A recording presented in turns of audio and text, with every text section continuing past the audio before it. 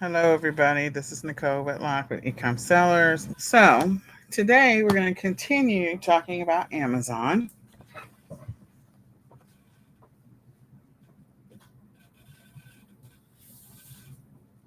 If you're currently selling on Amazon, that's great.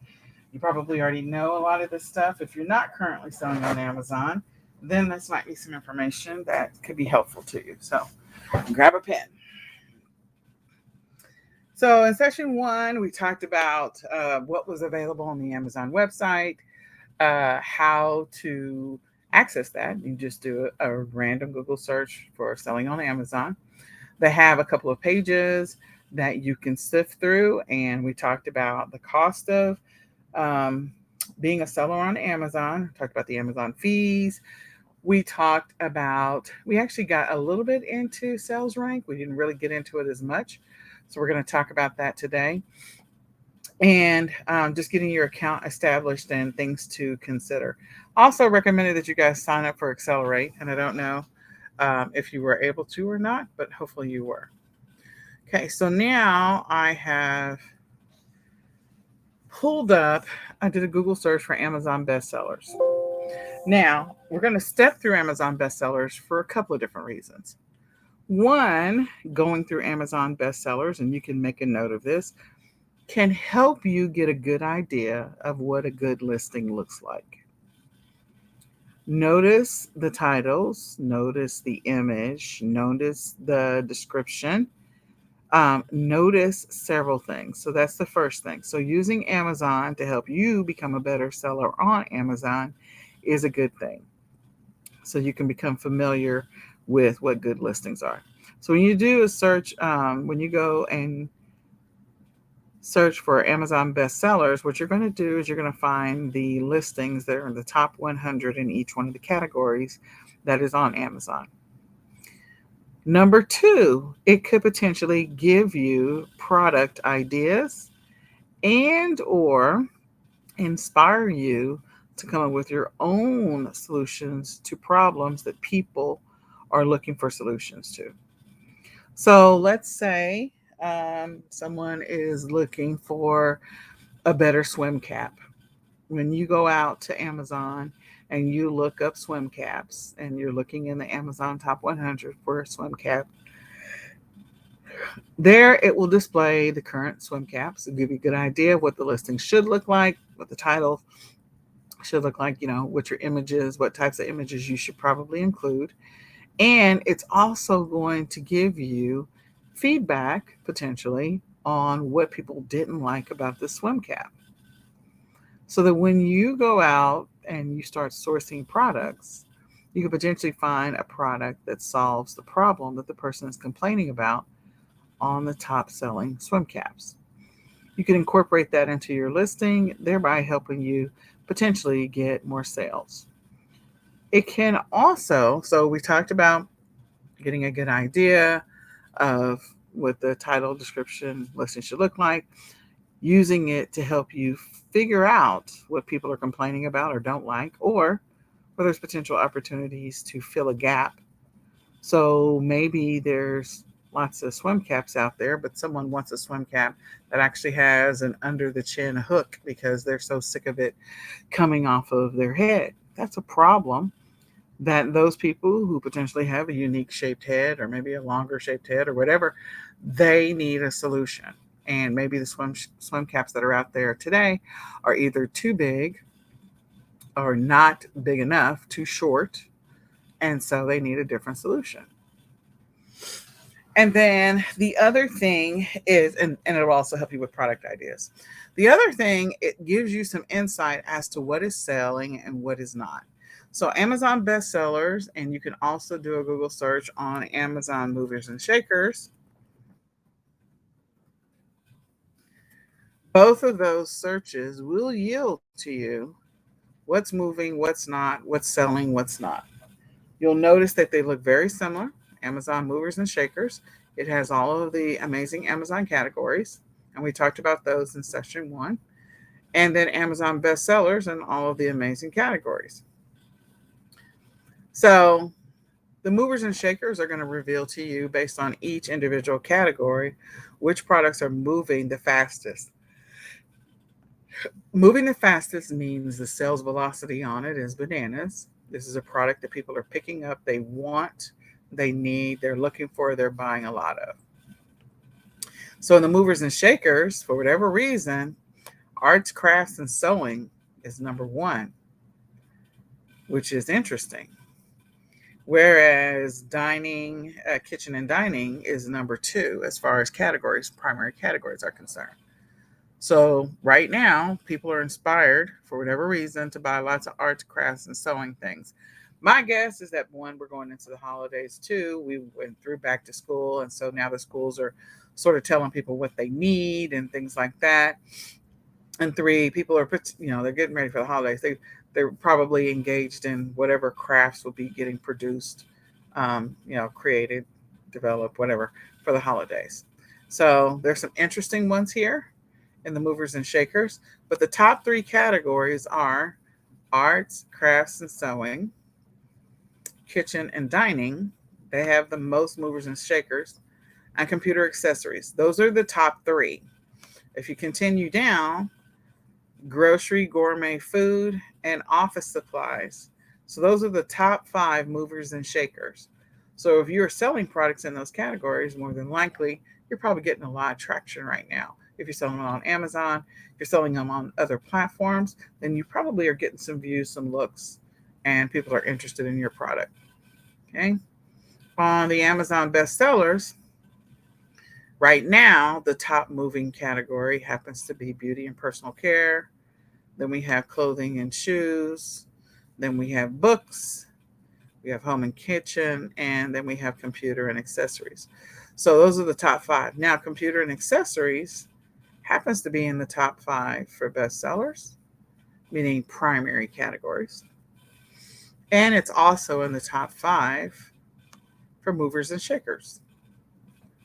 So that could be an indication that maybe there's some opportunity for you to be selling something that that category seems to be doing pretty well right now, and more than likely it's probably always in the top five for at least over half of the year.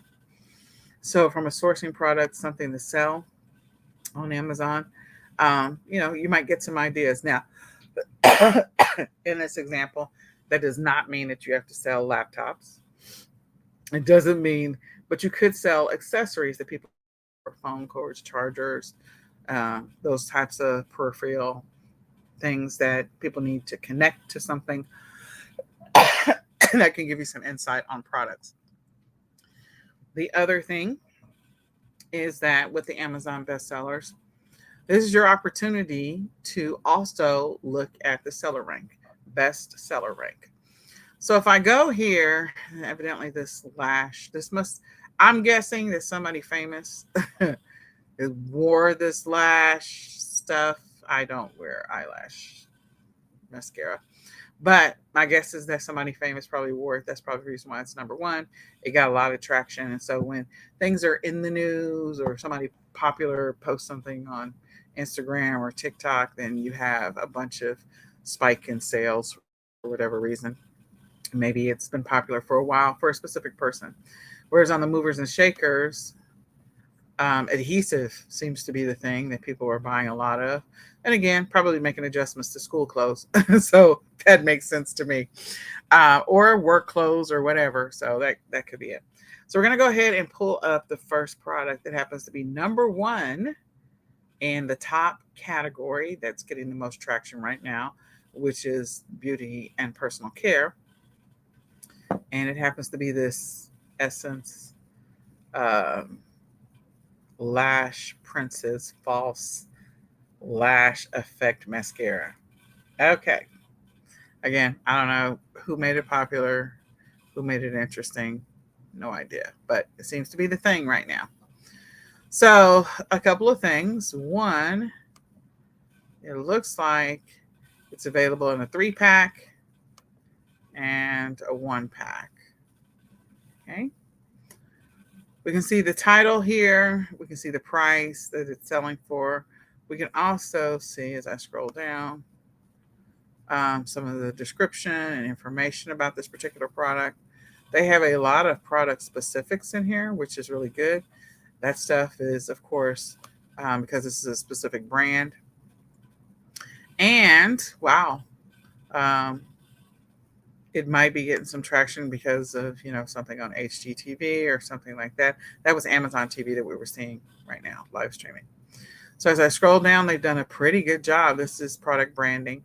Their pictures are amazing, and this is in the product description. So when there's branding, product branding, if you have a brand and you're promoting it on Amazon, then you're going to gain access to a lot more features than everyday sellers will see just in a regular listing to help you promote and get more traction. I'm scrolling down to the product details. And so the sales rank it is number 1 in beauty and personal care. And so you can see that it's the number 1. BSR is always known as the bestseller rank. This is the ASIN. So as a new seller, if you're a new seller, this would be the number that if you're going to do what's called piggyback off of a listing, meaning you're going to sell the same product, then you want to make sure that you're picking the right ASIN for the product that you're going to be selling on. They have a whole bunch of customer reviews. That's a lot of reviews, 287,000 reviews. So no wonder it's number 1. And evidently everybody wants big lashes right now. So paying attention to the sales rank, paying attention to the feedback, it helps you potentially find a product. Also looking at the details for the specific listing. So if you're creating a listing, let's say that you're not private labeling anything, you just found a product and you're piggybacking off of it. If it's not a branded product, then you probably don't have this product page. And more than likely, because this is a specific branded product, you're probably not going to be able to piggyback off of it. So you would have to find a product that maybe claims some of the same features and maybe sell that product. This evidently is a foreign-made product, which I thought was really interesting, made in Luxembourg, whereas the others are made in other countries. So Luxembourg, yeah. So I think that was very interesting. So paying attention to that, and so this means that this product is selling like hotcakes. Who knows how often it is selling? What we would have to do is we could go over to Jungle Scout. Jungle Scout has a Chrome extension, and they also have just a place where you can put in the bestseller rank for the category. So the rank is number 1, and it will give you an idea how often the item is selling every single month. So you'll have some idea about volume. So the one thing I will tell you about products, if you decide at some point that you want to sell some products, and we're going to talk about the different ways in which you can sell. If you decide you're going to piggyback off of a listing, which means you're going to resell a product that's already been listed on Amazon, you're not going to create a brand new listing.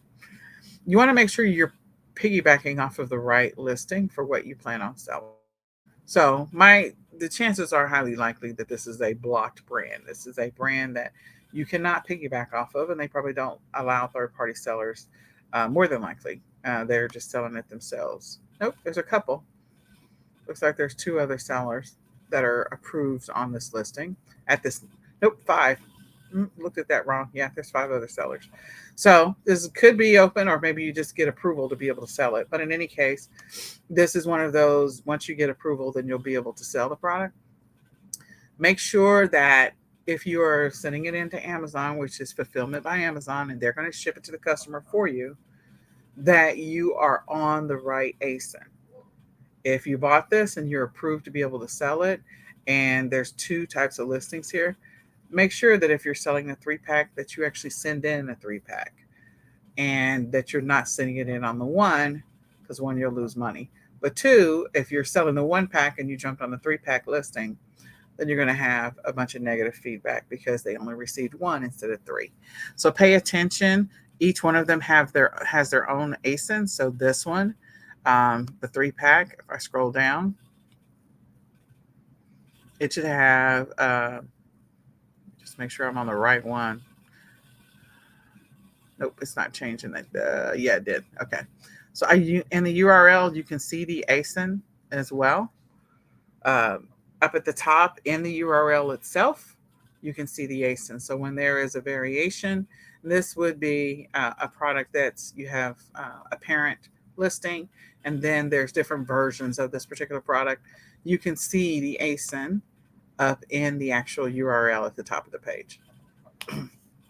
Okay, so just make sure you're on the right listing. So we're going to go back, and these types of products, you could do some research. I'm probably going to stay away from eyelash stuff because I don't need somebody's eyeball. I don't, whoever is making the product, I want to make sure it's a quality product. I would not sell eyelash stuff, that was made in China, just me personally, but only because I don't know the quality of the product. I don't know if it's going to cause somebody to get an eye infection or any of that stuff. And so you, as a seller, you become liable for anything that happens to people. So those are the things that you probably want to think about if you're going to source from another country versus something that is already name brand and you already know about. So if you're selling Revlon products or you're selling Maybelline, it's already on the shelves today. We already know what the quality control is. If you're sourcing something from China and it's a generic no name brand, you don't know what the quality control is there. So think about those types of things because as a seller, you should have insurance. If you didn't already get some, that's one of the things that Amazon's going to ask you as you start the account setup process, that you should have some insurance. And then that way it will protect you from those types of issues. So the next thing I'm going to look at is I'm going to pay attention to some of the products that I'm seeing here that I may have the opportunity to either find second, like another source for, or sell something very similar. Okay. And I'm looking for, me personally, I would always look for things that are small because we know that shipping is crazy. Now, that doesn't mean you have to do that all the time. That's just where I start. That doesn't mean that's where I end up, but that's where I start. So when I look at something like these hangers, I would be very interested in selling these hangers, but I would also be thinking about the size of the box that it has to be shipped in and the weight. And so I'm always mindful of that. That doesn't mean that I shy away from it.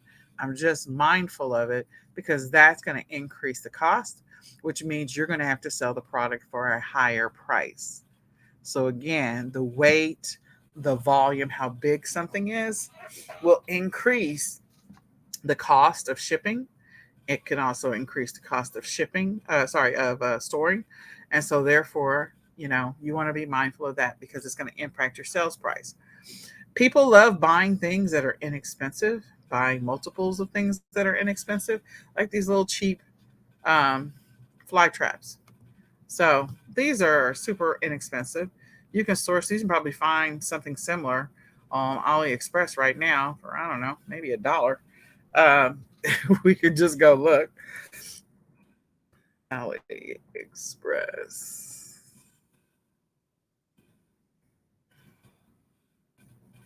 And I'm just going to type in fly trap.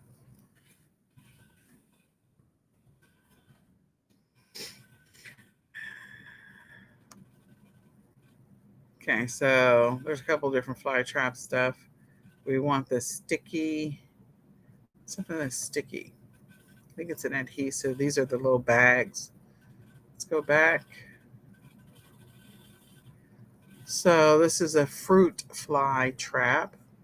Let's go be specific.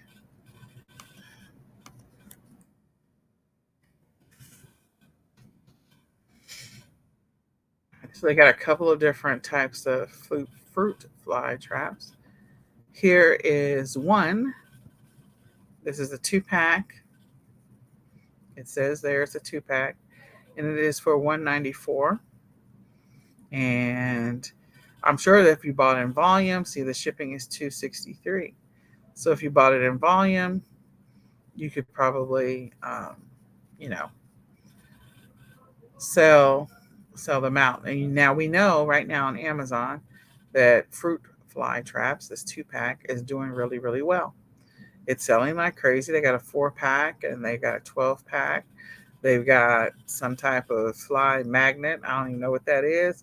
And they got some kind of liquid ant stuff. So this Turo company has got a whole bunch of different options, a lot of different bundles that they have created to be able to sell.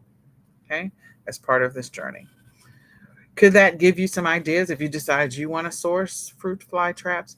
There's always a time of year in which these things sell like crazy. So as I scroll down, I'm going to go look at the product information. I can see that the bestseller rank, again, the page display is just slightly different. It's got a little bit of a gray bar. I can see that it's number one in patio, lawn, and garden. It's number one in the secondary category under pest control, baits, and lures. It's number one in another sub-secondary category of pest control and traps. So is this a product that you could source and sell? Yeah, absolutely. This one is selling for $5.89. This one is 2 packs with 2 fills. This one's selling for $15.99. The rating on it is not so hot. This one is selling for $10.99 for 2. And so if you're getting, these are all different, whatever, no name, generic name, fly trap thingies. You want to see what the ratings are. It looks like they only have 2 reviews and 21 orders for this particular product. And again, the price on it is terribly reasonable. So that means that you would at least have a profit. You probably have to sell a little bit of volume, and you might want to sell it on multiple platforms just so you can get a little bit more traction. They also have some great pictures that are available to help you. So with the selling, I would always encourage you to take your own pictures over time as you get more familiar with selling on Amazon. You want to get to the place where you take your own pictures instead of just using the pictures that are given. But could this be a product that you could potentially sell? Yeah. Could you make some money on it? Yeah. And you can go do some research and see what are your options. What is it selling for? You could go look and see what it's selling for on eBay, where we're talking about Amazon. So, and it looks like they also have this at a discount. So the regular price on it would be $8.47. So $8.47, getting it for roughly $2. That's not bad. $8.49, not $8.47. Okay. So we're going to go back. And so what you want to use the Amazon bestsellers and Amazon movers and shakers is to get product ideas in specific categories. I would encourage you to figure out what niche you think you want to sell in. And then once you figure out which niche you think you want to sell in, maybe this is something that you're very familiar with. Either you're a part of that niche in some kind of way based on your lifestyle or who you are, or that you have a lot of knowledge about that niche because of who you are and your life. So I'm going to use an example. I would do really well selling products in the learning category, especially products that are tailored towards families who have special needs kids. Why? Because I have special needs kids. So I know exactly what I'm looking for as a buyer. I'm very familiar with the products. As a buyer, I know what I'm looking for, what products I think the special needs community is going to need based on the child's disability. And so I'm going to go after those types of products.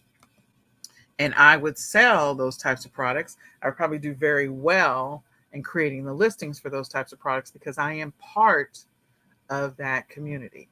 So if I decided that I wanted to stay in the best-selling, look at products in the bestseller rank for learning, toys, and education, and then drill down from there and find a gap that's not being served or not being served well, I would probably do really well.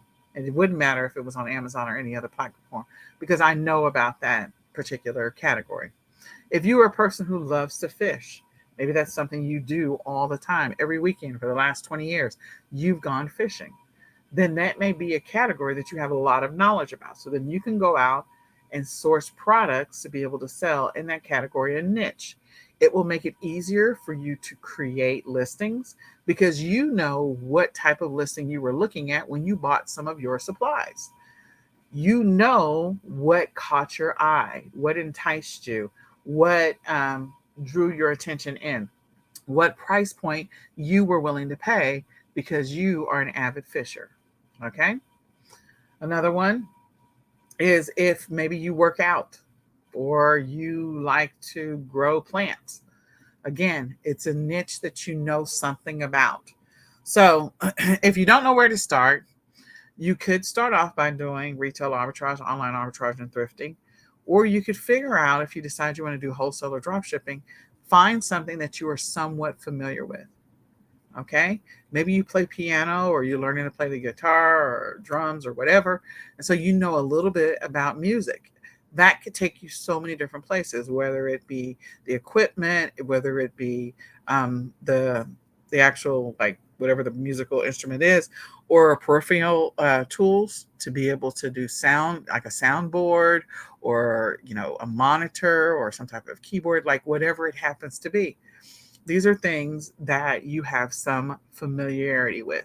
So it makes it much easier for you to be able to potentially find products, source products, sell products in that category.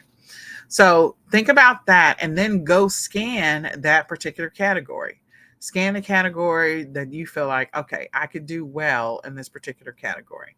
I could find products in this category, more than likely, or I already know where to find products in this category, so I can go and source and sell. Go establish a wholesale account there. If you don't want to establish a wholesale account, okay, so we'll talk about that just briefly. If you want to establish a wholesale account, and if you have not already gone through, in your back office and inside of eCom Sellers Academy, there is a training on drop shipping, and there's one on wholesale. It tells you in there in detail the things that you need to consider when looking at a dropship supplier, and or things you need to consider when going with a wholesale supplier. So high level, the thing that you want to consider when going with a wholesale supplier is, okay, what is the one, are they reputable? Two, what is the product that they're selling? Is that price point going to work for me? Am I going to be able to make any money off of it? How quickly can I get this inventory? What is the quality of the product itself? So again, there's a list inside of the wholesale supplier. But if you want to go with wholesale, that's fine. If you want to do retail arbitrage, if you're a new seller, retail arbitrage may be one of the easier ways to get started. The only thing you have to keep in mind is that Amazon does have gated categories and gated brands. That means that you will not be able to sell those unless you get approval. Okay, and we talked about how to get approval before. So when I look at some of these products and I think about my children and the things that I bought for them to help them develop their skills to get better at, where they were struggling and the things that they didn't do as well. And I look at some of these tools and I'm like, okay, I know where I can find some of these. That's one. Or two, because I'm doing a lot of print on demand these days, I'm like, is there a print on demand opportunity where I can create my own branded product? That's probably an opportunity as well. So go and look at what you know well, kind of scan the category, look at the products. Then you can go do a Google search for those products. You can also use your wholesale supplier list that you get every single week, where there's 10 products on there, and you can see if any of those wholesale suppliers sell the product that you happen to be wanting to source. See if you can get a good rate. The last thing I would encourage you to do is, if you haven't already in your back office, we went through the liquidation training. Liquidation is so important right now. So the reason it's so important is because there's a lot of inventory out there that's not returns. It literally was just rejected by the big name, big box stores, rejected by Target, and rejected by Walmart, rejected by Kohl's and Bed Bath & Beyond. So that means that this inventory is packaged and ready to be sold. And liquidators will come and buy those containers off of the docks when they come in from China, and then they will put them into the liquidation space and break them down so that you and I can buy them and resell wherever we want to. So there's probably an opportunity for you to find inventory. Most of the time with liquidators, they'll have closeouts, they'll have returns. But in this case, they just have inventory that was rejected. It's brand new, mint condition. So an opportunity for you. If you have not already done so, check your local area. You probably have some liquidation distributors near you, or at least within a 50-mile radius. I mean, it may be 100 if you're in a rural area, but if you do have one, make it a point to drive up to them one day. Go see what they have. More than likely, they'll be willing to sell you pallets. They may have like a box full of stuff. If you want to get a shipping container, I'm sure they probably will oblige you if you have that money. But if not, just grab a pallet or grab a few boxes and then see what you can do with those boxes. It's another opportunity for you to get your hands on inventory, to be able to have an interaction with a distributor that you can negotiate with potentially. And the other thing is, they like it when you drive up because they don't have to ship it. You can take it with you. So that means you pay and you take it with you. That's the great thing about having access to one in your local area. So check with liquidators if you're going to do that. So, what is retail arbitrage? Retail arbitrage is finding a product on one platform or finding it at one store and selling it at another store for a higher price. An example would be maybe finding maybe this learning toy, this one, at I don't know, Dollar General. Maybe I find it at Dollar General. This is Fisher Price, Baby's First Blocks, and maybe I find it at Dollar General for like I don't know, $3, and it's selling on Amazon right now for $9.97. Now I happen to know that Fisher Price is a gated category, so I'd have to get approval to be able to sell it. But if I can sell it, we'll go over to Dollar General, buy it for the $4, and then I would list it on Amazon for a little bit higher than the $9.97. Maybe I'll list it for $11.97 or $12.97, only because Amazon has the fees that we talked about last week and the things that you have to consider. If you're going to do FBA, you want to make sure you cover that expense so that there is at least a profit. The great thing about this particular toy is that it's already moving really well on Amazon. So that means that when you list it, more than likely it will sell within more than likely it will sell within 2 to 6 weeks because it's already in the Amazon top 100.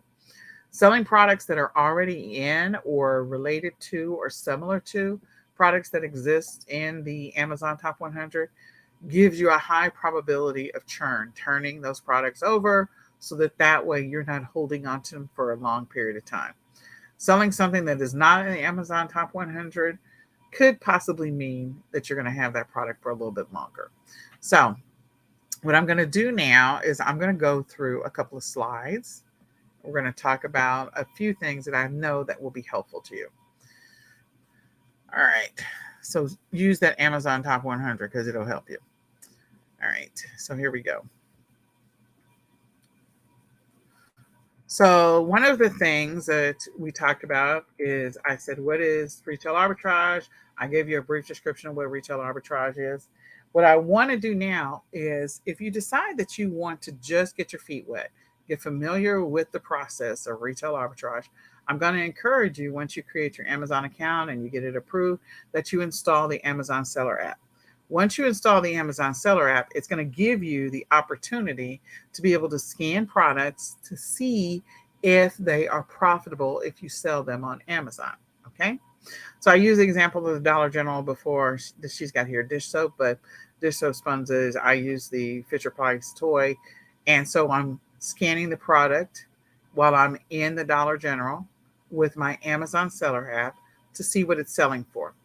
If you don't have the Amazon Seller app, you can also use the Amazon Buyer app, and you can scan products with that.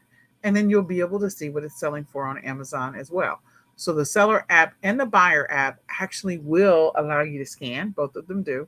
And you can also see what the sales rank is of the product, and you can see what it's currently selling for. Or if there are multiple sellers on the listing, what are they doing with the price? That's always what I'm concerned about. What are they doing with the price? So that's the thing about retail arbitrage. It gets you like a little quick exposure. So you can decide later on, maybe I want to transition from retail arbitrage to just to an online arbitrage, or I want to transition from retail arbitrage to doing print on demand, or I want to transition to private label, or I just want to do drop shipping. But it gets you some exposure. And if you're selling things that are moving very rapidly right now, then you'll get that experience and exposure much faster. So selling like Halloween decorations right now, there's a high probability you're going to get a sale, which means you're going to get the experience of selling on Amazon. Selling Valentine's Day cards right now, you're not going to get a lot of quick exposure because people are not buying Valentine's Day cards right now, or Easter. Let's just use Easter. They're not buying Easter eggs right now. So because they're not buying Easter eggs right now, you're not going to get that quick exposure. With retail arbitrage, it gives you the opportunity to get that quick flip, that quick exposure if you sell things that are getting ready to sell or that are going to be selling very soon in the near future. So Halloween is right around the corner. It gives you the opportunity to be able to sell and get a quick sell. And then that way you'll start to begin to understand the Amazon selling process. What it's like to sell on Amazon, what happens with the transactions. Oh, this is how the fees look. It gives you all of that exposure much quicker versus selling something that's going to take a while to move, like Easter eggs. Right now might not be the time to sell Easter eggs. So you can download the Amazon Seller app on Google Play or the App Store. And once you install it, I would encourage you to install both the shopping app, the buying app, and the seller app. There are other apps that people like to use to be able to do scanning on Amazon, and that's absolutely fine. There's a lot of cool apps out there. A lot of them have a subscription. So if you want to pay those subscriptions, that's fine. If not, you can just use the Amazon Seller app and go with it. Okay. You can also use the Amazon Buyer app. I also install at this same time, I will install like eBay's app, and I'll install Walmart's app, and I'll also have Target's app, just so I have a frame of reference on what this product is doing on a couple of other platforms. So that's just the thing that I do. Okay. So when you install the app, what it looks like here is, first of all, the Amazon selling app is normally a little black app with a little white label. It's much bigger than this, but anyway. So it's black background with a black A with a white background. Okay. And so that's the Amazon seller app.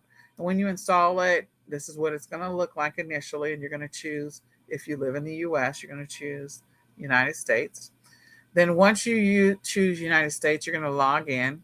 We didn't get a good screenshot, but this is as good as it gets, with your username and password. So again, once your account is approved and it's active, you're going to log in with your username and password. Once you sign in, this is your Amazon seller app.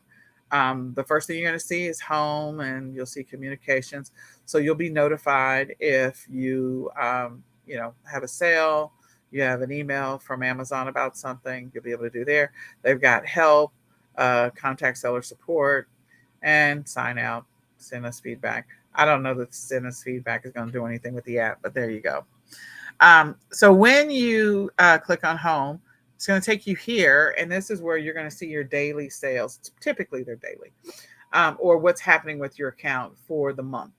So Amazon pays you every 2 weeks. You'll be able to see what your sales are, whether the sales you got. You'll be able to see, how many units you sold, and it'll also start to keep track of what's happening over a year time. So this time next year, you'll be able to see, oh, my percentages have gone up. I've gotten better at this. I'm getting more sales. You'll be able to see this change every single day. So I will tell you, during Q4, this is where we sit there and we refresh over and over, or we check the app multiple times a day, which is really bad for your health. It can become addictive to sit there and refresh all day long. I would encourage you not to do that, because there's a lot of sales that are happening typically during Q4. This Q4 might be a little different because of what they're saying in the with the economy, but I think that the retailers are going to do a lot to try and get people to buy. I think there's going to be a lot of deals, a lot of sales. I think some of the inventory that's out in the liquidation space the prices are going to be really, really low, which means it's going to be a great deal for sellers. And that means you have the opportunity to make some money. So in any case, you'll get to see your sales for the day, units, and for the month, and then keep your tracking. And then there's like a graph here in the middle to see what's happening. All right. Some of the other things, this is what you see under communications, things you need to respond to, messages that you've received, many messages that you send. I will say that you can do a lot from your seller app, but you can't do everything. Okay. You can do a lot, but you can't do everything. So I would encourage you to do some of this stuff from your computer, so that, one, you know where the navigation is for it, but two, that you're familiar with, what you can and cannot do from your phone. Okay. There are a lot of sellers that try to do the majority of the stuff from their phone, and every once in a while you just got to log into the laptop. So if you decide you're going to operate 5 days a week from the app and 2 days a week from the computer, that's fine. Just figure it out. Help, here's where you'll, under help, this is what you'll see. And then contact us. If you need to contact them about your account, these are your options that you're going to see. And this is going to be very similar to what you find when you're on the computer. Amazon makes it, at these days, it's been this way for about the last 2 years, hard to talk to a human. If your account is a certain type of account, because they used to have concierge accounts and they kind of changed that up a little bit too. You might be able to actually get a live person, but there's some things that you can potentially do to actually try to get a live person on the phone. They're working on that. All right, so as I go to scan a product, this is what will happen. So you'll use the little camera on your phone. Sorry, let me go back here. Actually, right here. So there's a little scan here. So if I were to click on add a product, this is the add a product right here. I'll have the opportunity to scan, or I can go up here and scan either one of those two. Okay. So I typically start with add a product, and then that way I can click on scan and I'll be able to scan the product. You're scanning the UPC or the barcode on the back of the product. Back, bottom, side, whatever, you're scanning that. And that's what you're scanning. If it doesn't come up from scanning, then there's two other ways that we encourage you to look up this product. And I encourage you to do all three every time, if you can. One is to scan the barcode. Two is to scan the front of the product itself, because Amazon's, recognition software will try to find that particular exact product and bring it up. And the next way is to type it in.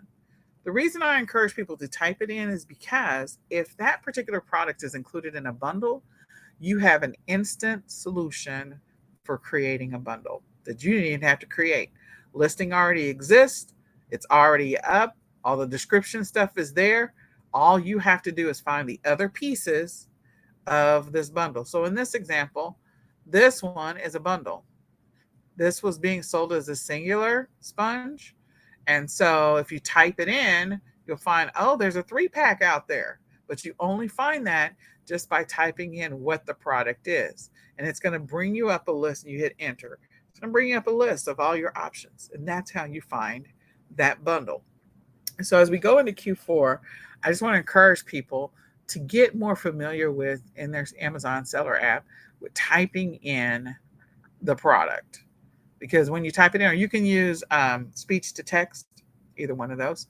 So if you have a speech to text option, use the speech to text instead of typing it yourself, and see what all the options are. There might be a 2-pack, there might be a 6-pack, there might be a 12-pack out there. There might be an amazing bundle that was put together and all the pieces are sitting right in front of you. I know when I go to the Dollar Tree, I'm always able to find the majority of my pieces for bundles that were created and sourced from the Dollar Tree. Okay. So you're going to see the description up at the top. You're also going to see what the primary category is for that product. You'll see the sales rank, which is right here. You'll see the reviews or ratings right here, which is good to know. I pay attention to that if I'm going to piggyback off of a listing. That means I'm going to sell the same product. You'll also see the low price. That doesn't mean that it has to be your price. So again, the low price does not have to be your price. Okay, so that's the current low price, the fees that are estimated, and then the estimated gross proceeds based on this particular product. Now, the other thing that you're going to see is whether or not Amazon is or is not on the listing, how many other sellers are on the listing, and also, how many sellers that are FBA orders, and then how many are not FBA that are on the listing. You'll also find out by scanning it whether or not you're approved to be able to sell that brand, product, or category. So if you're not approved to sell the brand, product, or category, you're going to get like a message up here. It'll say restricted or approval required or something. So you want to be mindful of that. Okay. So that's one of the things that will happen if you're not approved to be able to sell that product. The other thing is, as you scroll down, it's going to tell you what are your options to be able to sell this product. It can only be sold in new status, new condition. It cannot be sold in any of these other conditions. So that is why you need to know, again, how to read this when you go out and you scan products. Next, you're going to see when you click on this little triangular arrow right here, it's going to take you to seller fulfill, which means you are fulfilling the order. You're going to ship it to the customer when they buy it, or Amazon fulfill, which means Amazon, you've shipped it into the Amazon warehouse. So you're doing FBA, fulfillment by Amazon, and Amazon is going to fulfill the order in this example. Okay. So if you're fulfilling the order, you have to type in the price that you're getting the product for. What is the cost that you're getting the product for? So if you're getting the product, if it costs you $3.25 to get this product, and then after all of the shipping credits and everything, this is going to be your estimated profit from Amazon. Now, in the seller app, there is something that you can set, which is your shipping cost. And you will not know what the universal shipping cost is going to be for every single product. So sometimes the shipping cost, because when you're doing Amazon FBA, you're going to send it into an Amazon warehouse, you're filling up a whole box. And so you have a potentially a variety of different products. And so your total cost of this box is maybe $20, and maybe you have 200 products in there. So your shipping cost is going to be very small for that one product, the one singular product that we happen to be talking about right now. Whereas maybe you have, uh, I don't know, 20 products in the box, and it's costing you $20. Well, then your estimated shipping cost is going to be $1 for each one of the products. So you can set a universal kind of estimate for estimated shipping costs for every single one of the products that you scan with the Amazon seller app. So just wanted to let you know that. And you can do that setting when you set it up, when you click on the 3 equal signs. So you can set up that. And then that way it will automatically be calculated in here. So it's just an estimated number. And it's not always 100% accurate, but that's okay. But in this example, the profit is $1.71. Well, if this particular product is flying off the shelf and selling like crazy, if you have like 200 sales in a month on this particular product at 171 is your estimated profit. That's after all expenses. Okay, that's some change. And, you like to make more than that, but it's not nothing. So, hey, I'll take it. You just have to decide based on profit margins, based on, what the cost of the product is, what you're willing to take. As the cost of products continue to go up in some cases, and also the cost of shipping, you're going to have to make adjustments to your prices for your products in order for you to make a profit. That's just a fact. So you need to be prepared for that. So the other thing is if, this product is selling like crazy, I mentioned before, you can go over to Jungle Scout. This is what the Jungle Scout estimator looks like. And for this particular sales rank, this product, and the sales rank is 26787. So we type in the seller rank, we put in the category, health and household. This says health and personal care. But anyway, they don't exactly match. And when the screenshot was taken, but in any case, it says it's selling 540 times a month, estimated, not exact, just estimated. That's helpful information for you and allows you to be able to make some decisions as to whether or not you want to sell this product or not. If it's not selling like crazy, if there's only like 10 selling a month, it may not be worth the effort. If there's, 5,000 selling a month, maybe. Just know that if there's 5,000 selling a month, that might mean that there's multiple sellers on it. So you want to pay attention to the number of sellers on the listing, whether they're FBA sellers or whether they're merchant fulfilled. Or merchant fulfilled and seller fulfilled are the same thing, just so you know. So if you decide that you want to sell this particular product, we're doing a filter. So this is a filter to be able to see the different sellers that are on the listing. These are the offers. So as I said before, we got 9 that are FBA and 13 that are non-FBA. So we've got, you can view all sellers, and you can change the filters if you want to do that. You don't have to. So you can see all of the sellers that are selling this particular product and what is the price? What are they doing to the price? I'm always paying attention to what people are doing to the price. So if I'm able to find a product, as I said before, the low price doesn't have to be your price. Okay. So in this example, clearly the low price was not the price for these guys. because they're clearly selling it for more than the 771. That's an option for you. You just want to be mindful of that. Okay.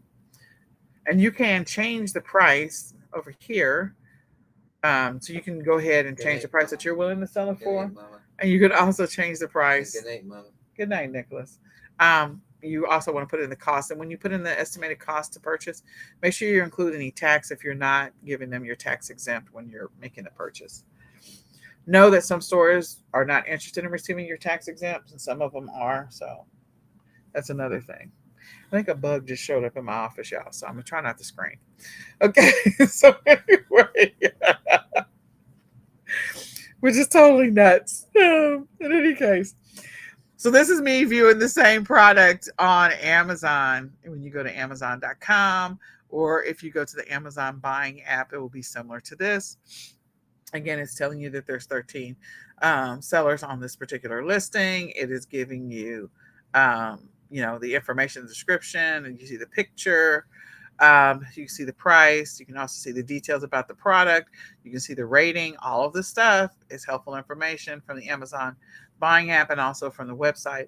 The other thing is you get to see the ASIN. This is the UPC, so you can verify that. Now, the UPC on a bundle is not going to be the same UPC, just a heads up. The UPC on the bundle that is put together will not be the same UPC of the individual ones that you pull up. They should not be the same. Now, there are some people that are lazy and they make them the same. They make it difficult for other sellers. And then you got the bestseller rank, the rank for this particular product. And what is it doing? So it is in health and household. So I don't know why the app and the other are not matching. If you were to add this inventory to your listing, this is what it will show up like in your back office. So this is not me adding it to the, this is just me searching for it. And when you search for it, when you find the listing that has the 3 and not the one that has the 2, so make sure you're on the right listing, then you can go ahead and click on sell this product. And you would add the products to your inventory.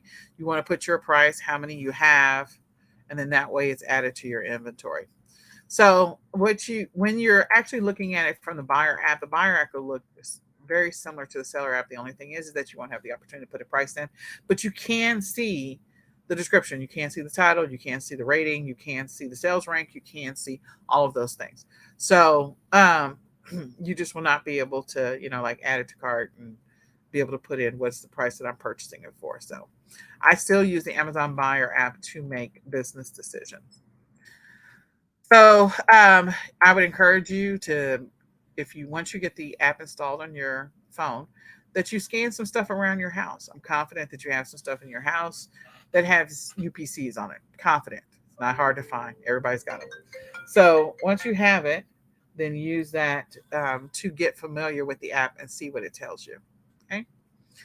The other thing, this is if you're deciding that you want to start off with getting familiar with the process, getting familiar with the platform by doing retail arbitrage or online arbitrage.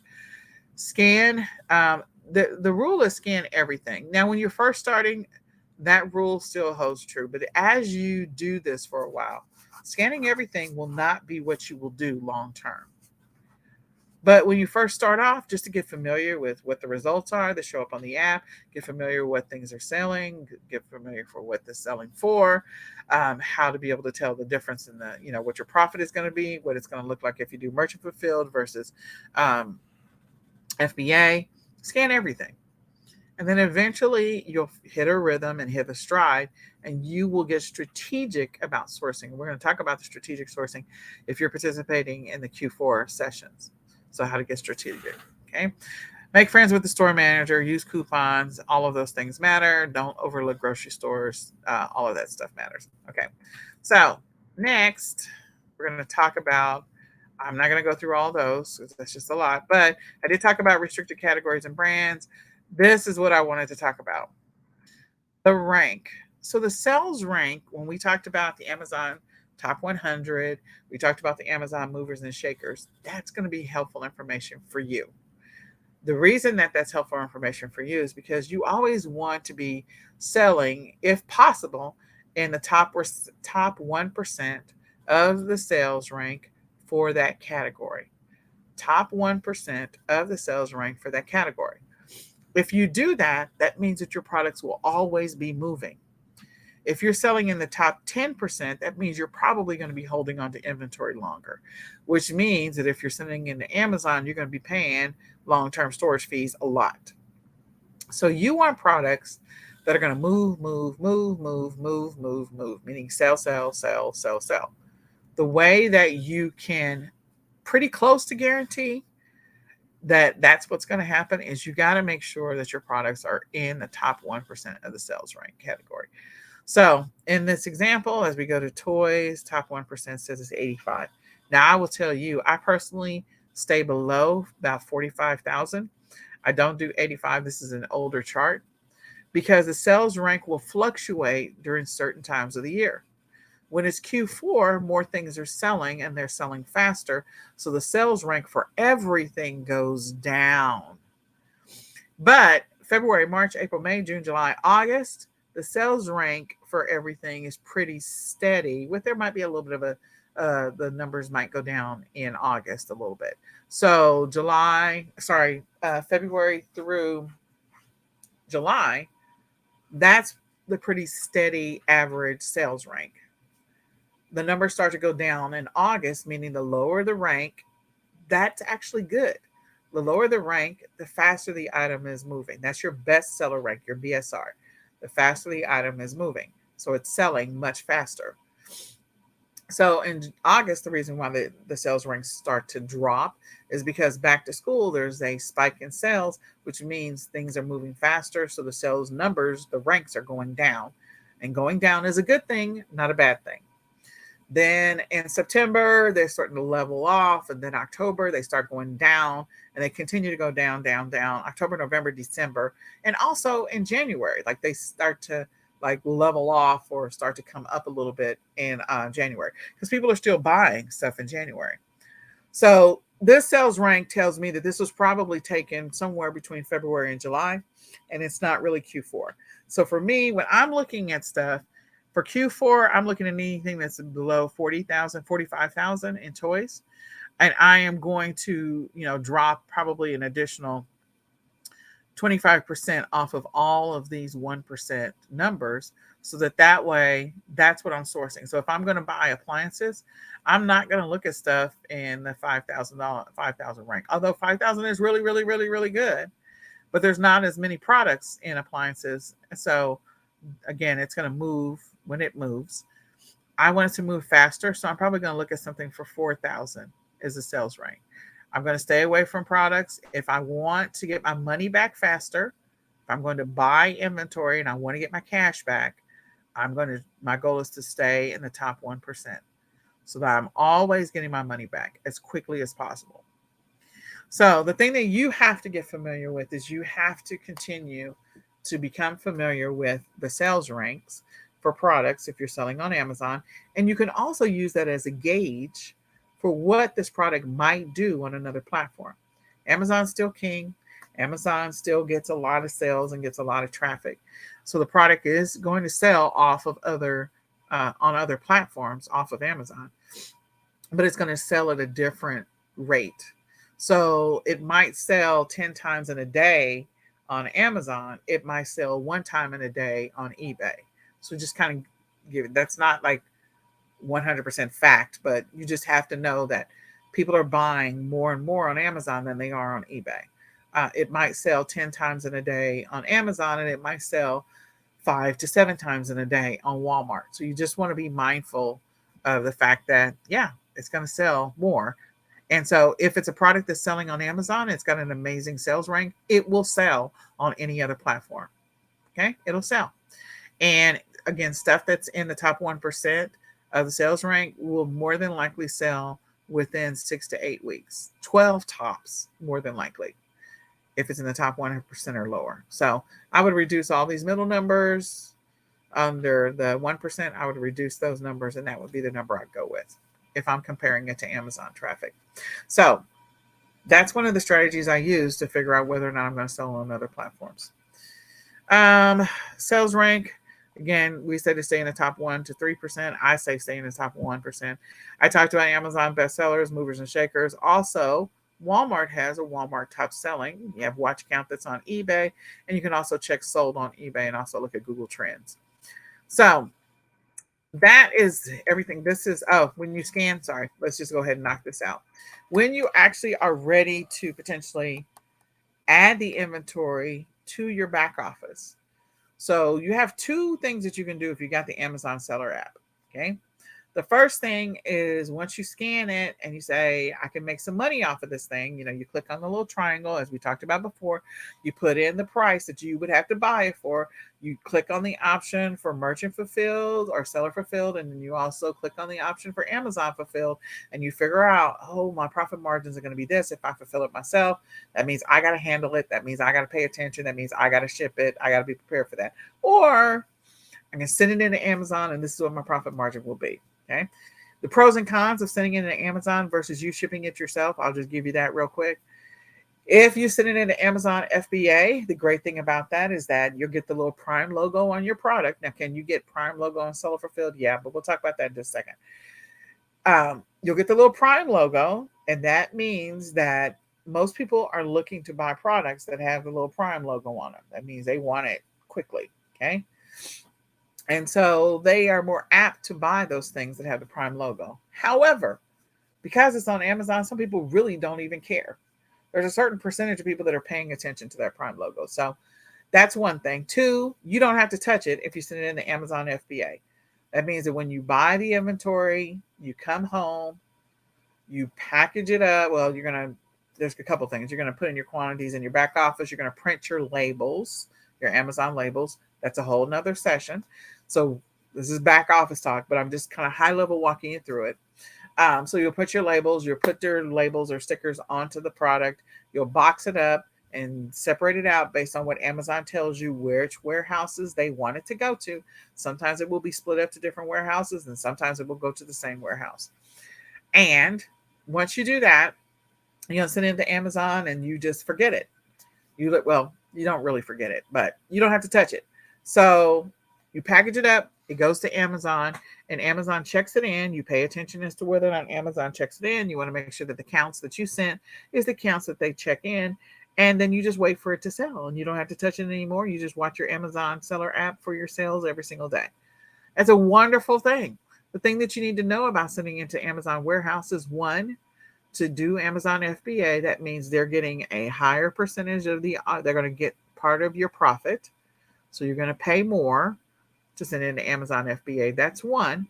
Two, if your product does not sell fast enough, there's going to be a storage fee that's going to be involved. And three, if you have to get it pulled back because the storage fee is ridiculous, you're going to have to pay for that.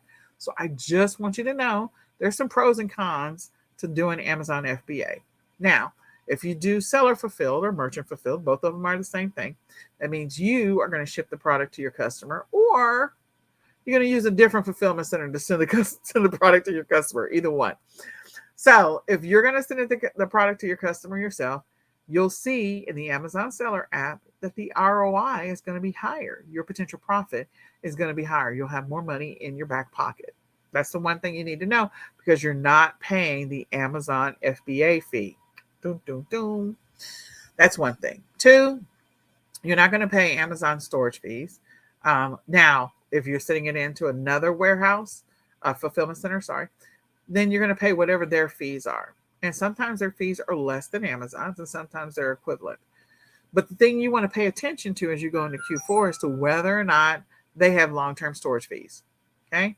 If they have long-term storage fees, you want to know what the threshold is. If they say, hey, this product has been sitting on our shelf for 3 months, so now we're going to charge you long-term storage fees, you need to be prepared for that. If the product has not been sitting on the shelf for more than 3 months, like if they say, okay, we don't charge you long-term storage fees until it hits 6 months. So you just need to know that as you go into those contracts. But if you're fulfilling it yourself and you're not going to outsource it to another fulfillment center, then you just need to make sure you have shipping supplies. You need to make sure you have, something to print off the label, and you have the actual physical product. You can stuff it into a package and ship it off to your customer in a timely manner. The way that you can get seller fulfilled Prime with Amazon is you got to do same day. That means when the product sells, you package it up and you ship it same day. So there are some things you have to do. Your seller matrix has to be amazing in order for you to do that. If you're a person like me where I can't guarantee I'm gonna send it out same day, I just don't even. I got 9,000 things going on, so I will never have seller fulfilled Prime unless I outsource it to a fulfillment center. I would never have it myself because I just don't have the bandwidth. So you can decide what you want to do, but just know that when you're looking at the Amazon Seller app, if you do FBA, your profit margin is going to look lower. If you do seller fulfilled, your profit margin is going to look higher. Depending on how you handle it on the back end, you could actually make more money as a seller fulfilled than sitting into Amazon, but you also are not going to get the Prime logo unless you're able to fulfill same day. So that was a lot of words. That took me longer to explain. I hope you understand it. Go back and listen to the replay. Now, if we're going to add this product to our inventory, meaning it's going to be in our back office, regardless of whether we do Amazon FBA or seller fulfilled, I'm going to have it in my back office. Okay. So I'm adding it to my inventory. I'm going to put it in my shopping cart. I'm buying this product. The first thing is I'm going to click on list. Once I click on list, there's, the product description is there, and the condition is what they're going to ask you to choose. Okay. I'm going to choose the condition. And again, they're telling you, remember, scroll down right below here, and it tells you whether or not I can sell it in used condition. Now, this is food. I can't sell it in used condition, so we're going to keep it moving. If there's anything else you wanted to note, you can note that here. And then they're going to ask you for the price if you wanted to put your own SKU on it. Sometimes people have their own custom SKUs and they know what they are. There's a naming convention that they've chosen based off of the store, based off of the month, based on they may have the store is a 2-letter code, and then the month is a month and year is a 4-digit code, and then something else. So and then maybe the price, so what your SKUs mean. There's naming conventions that people use for their SKUs. So put in your seller SKU, or you can leave it blank. And then this is where you're going to make that ultimate decision. One, I want to ship this product and this item myself to the customer if it sells. If you click this and you're standing in the store and you click continue and submit, that means your product is live right now for the price that you listed right now. So there are times during Q4 that you can actually list immediately and list it as seller fulfill and get a sale for the product before even leaving the store. Okay, that's a real thing, and it's happened to many sellers. Or if you're going to do Amazon FBA, I want Amazon to ship this to the customer. This means it's going to be in your back office inventory. And when you get home, you're going to have to begin the process of creating a shipment. You're going to step through the create a shipment process, and then you're going to ship it off to Amazon. You're going to do some other stuff, and you'll ship it off to Amazon. So just want you to be mindful of that and that process so that you know what that looks like on the seller app. Once you have decided which one you're going to do, if you're going to do it yourself or you're going to do Amazon do it, you're going to have to click continue, and then you'll go to submit. And then depending on which one you chose, you'll get a message that it'll either be available right now and people can buy it in real time, or you can check your back office later on. So that is the process that you go through to be able to do retail arbitrage, to get started, get familiar, get comfortable with the process. And if you're going to do seller fulfilled or FBA, getting those products added to your inventory and ready for selling or ready to sell right now. Okay. And then that gives you enough time. If you spend about 3 months doing retail arbitrage, then you can decide, or you can begin the process of understanding what it means to be a seller and deciding which model might be better for you. Maybe transitioning in the next 3 months after that to a different model, maybe wholesale, maybe drop shipping, maybe print on demand, maybe private label, maybe white label, but get familiar with the platform. I would encourage you to do that. Okay. So I hope that information is helpful to you guys. I hope you use it to help you to make money. My name is Nicole Whitlock. This is eCom Sellers Academy. This is the Amazon 101 workshop part 2. And feel free to go back and listen to the replay. Now, if you have any questions whatsoever, please type your questions below this video. I'd be more than happy to answer them. My business partner, Renata, or any of the eCom Sellers leaders will be happy to answer your questions. so that we can address anything that you have going on. It doesn't have to be Amazon. It could be eBay, Walmart, Shopify. It could be some generic question about anything. Whatever your questions are, type them below. We'd be more than happy to help you on your e-commerce journey. And with that, we are going to say goodbye for now. Bye, y'all.